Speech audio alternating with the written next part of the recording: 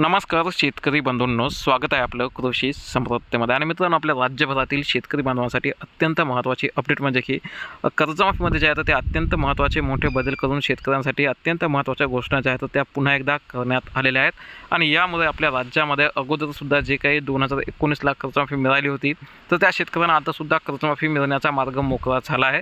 तर या थकबाकीदार शेतकऱ्यांना अगोदरसुद्धा 2 लाखाची कर्जमाफी मिळाली होती आणि आतासुद्धा 2 लाखाची कर्जमाफी जी आहे ती मिळणार आहे. परंतु यामध्ये जे आहे ते प्रामाणिकपणे नियमितपणे पीक कर्ज परतफेड करणारा शेतकरी जे आहे तो भरला गेला आहे. त्यासाठी नेमकं काय, त्यासाठी अजूनसुद्धा 50 रुपयांचं प्रोत्साहनपर अनुदान जे आहे तर हे अन्यायकारक आहे आणि म्हणून या शेतकऱ्यांना सुद्धा 1.5 लाखापर्यंतचं प्रोत्साहनपर अनुदान मिळालं पाहिजे अशी मागणी आज शेतकरी संघटनेचे नेते रविकांत तुपकर यांनी केली आहे. आणि अतिशय महत्त्वाची, अतिशय योग्य मागणी जी आहे तर त्यांनी केली आहे. तर त्यांना आता पाठिंबा देणं जे आहे तर ते आपलं काम आहे आणि त्यासाठी आपण आपल्या चॅनलच्या माध्यमातून या संदर्भात बरेचसे व्हिडिओ, माहिती, अपडेट जे आहेत ते घेत राहणार आहोत. आणि त्यामुळे जर चॅनलवर नवीन असाल तर ताबडतोब आता चॅनलला सबस्क्राईब करून अशीच नवनवीन आणि अत्यंत महत्त्वाची माहिती पाहण्यासाठी आणि नियमित कर्ज बांधवांचं प्रोत्साहनपर अनुदान वाढवण्यासाठी, त्यांना पाठिंबा देण्यासाठी आपल्या चॅनलला नक्की सबस्क्राईब करून हा व्हिडिओ शेवटपर्यंत पहा आणि आपल्याला काय वाटते नक्की कमेंटमध्ये सांगा. धन्यवाद. राज्याचे मुख्यमंत्री देवेंद्रजी फडणवीस साहेबांनी आज अहिल्यादेवी होळकर कर्जमुक्ती योजनेतील 2 जाचक अटी रद्द करण्याची घोषणा केली. त्यामुळे शेतकऱ्यांना दिलासा मिळणार आहे. मी सर्वप्रथम शेतकऱ्यांच्या वतीनं राज्य सरकारचं मनापासून आभार मानतो.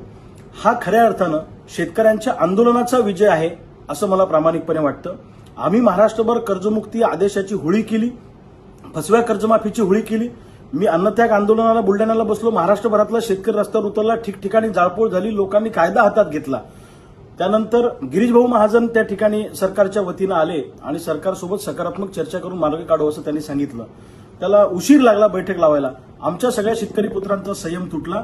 आम्ही सगळे मुंबईला आलो. आम्ही विधान भवनासमोर राडा केला, सातबारे फेकले, सोयाबीन फेकलं, कापूस फेकलं. अक्षरशः विधान भवनासमोर प्रचंड तणावाची परिस्थिती तयार झाली. त्यानंतर आमच्यातल्या अनेक शेतकरी पुत्रांनी झाडावर चढून गळफास लावून दिवसभर आंदोलन केलं आणि अक्षरशः सरकार तंग झालं. गिरीश भाऊ महाजनांनी पुन्हा आमच्याशी कॉन्टॅक्ट केला आणि मुख्यमंत्री महोदयांबरोबर तुमची सगळ्यांची शेतकऱ्यांची बैठक लावतो असं सांगितलं.